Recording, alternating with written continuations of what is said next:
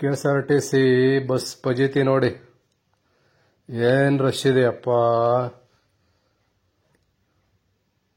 ನಮ್ Siddaramanna free bus ಅಂತ ಯಾವಾಗ ಅನೌನ್ಸ್ಮೆಂಟ್ ಮಾಡಿದ್ರು ನಮ್ ಕರ್ನಾಟಕದ ಲೇಡೀಸ್ಗಳಿಗೆ, ಅಪ್ಪ ಸೀಟ್ ಇಲ್ಲ ಅಂದ್ರೂ ಬಸ್ ಓಡಾಡಕ್ಕೆ ಆಗ್ಬಾರ್ದು, ಸೆಂಟ್ರಲ್ಲಿ ಕುತ್ಕೊಂಡು ಬರ್ತಾರೆ. ಹತ್ಸ್ಕೊಂಡಿಲ್ಲ ಅಂದ್ರೆ ಜಗಳ ಮಾಡ್ತಾರೆ. KSRTC ಸವಾಸ ಬೇಡ ಅನಿಸ್ತದಪ್ಪ. ಅಯ್ಯೋ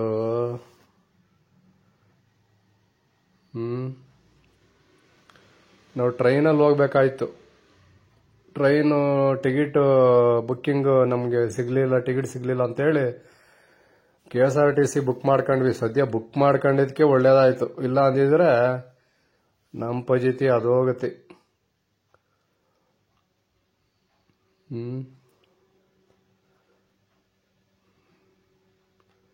ಫ್ರೀ ಬಸ್ ಮಾಡಿದ್ದಾಕೆ ಅಪ್ಪ. ಈ ಲೇಡೀಸ್ಗಳು ಮನೆಯಲ್ಲಿ ಫ್ರೀ ಬಸ್ ಮಾಡಿದ್ದಾರೆ ಅಂತ ಹೇಳಿ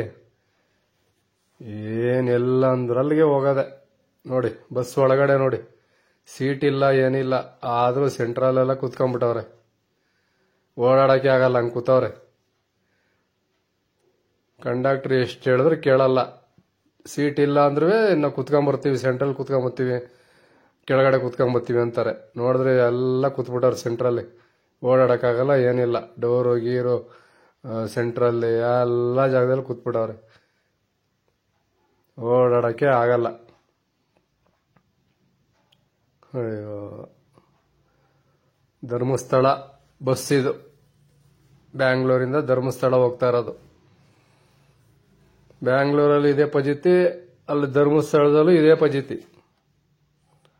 ಆಲ್ ಓವರ್ ಕರ್ನಾಟಕ ಎಲ್ಲಾ ಕಡೆನೂ KSRTC ಬಸ್ ಇದೇ ಪಜಿತಿ.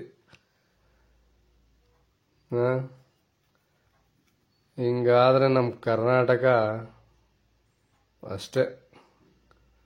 ನಮ್ಮ ಕರ್ನಾಟಕ ಏನಾಗಲ್ಲ, ಎಲ್ಲ ನಮ್ಮ ತಲೆ ಮೇಲೆ ಹಾಕ್ತಾರೆ ಟ್ಯಾಕ್ಸ್. ಫ್ರೀ ಬಸ್ ಮಾಡಿರೋದು ಒಂದೇ, ಬಿಟ್ಟರು ಒಂದೇ.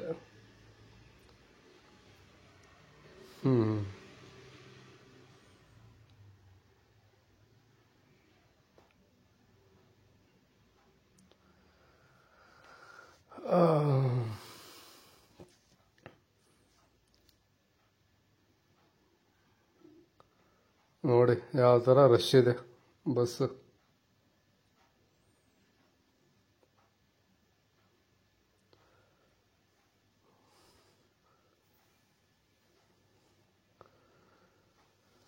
ಫ್ರೆಂಡ್ಸ್, ಲೈಕ್ ಮಾಡಿ, ಸಬ್ಸ್ಕ್ರೈಬ್ ಮಾಡಿ, ಕಮೆಂಟ್ ಮಾಡಿ.